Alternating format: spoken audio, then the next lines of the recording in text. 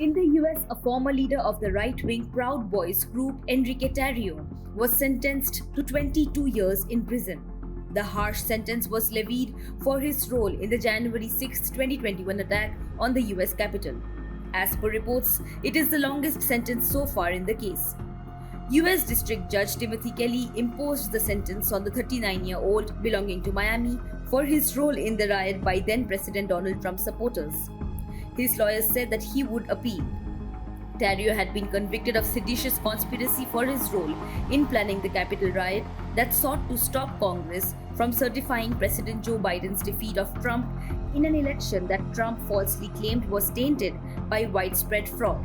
Tarrio's lawyers said that his absence from Washington on January 6th, the result of another judge's earlier order, meant that he had no direct influence on the riot.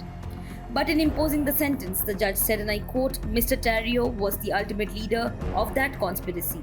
Mr. Tarrio was the ultimate leader, the ultimate person who organized, who was motivated by revolutionary zeal. Prosecutors said that Tarrio had remained in touch with the Proud Boys group and monitored their actions.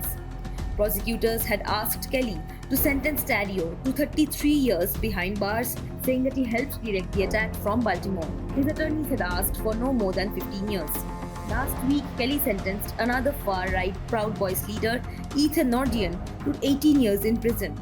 Oath Keepers militia founder Stewart Rhodes in May was also sentenced to 18 years. In court on Tuesday, Tarrio said that he was sorry for his actions.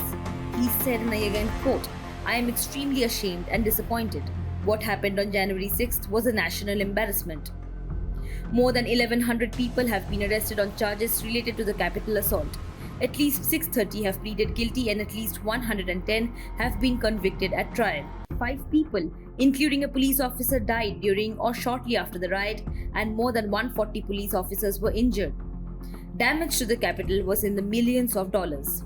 Special counsel Jack Smith, who was tapped to investigate broader efforts to overturn the 2020 election, has charged Trump, the frontrunner for the 2024 Republican presidential nomination, for trying to keep himself in power. Subscribe to One India channel and never miss an update.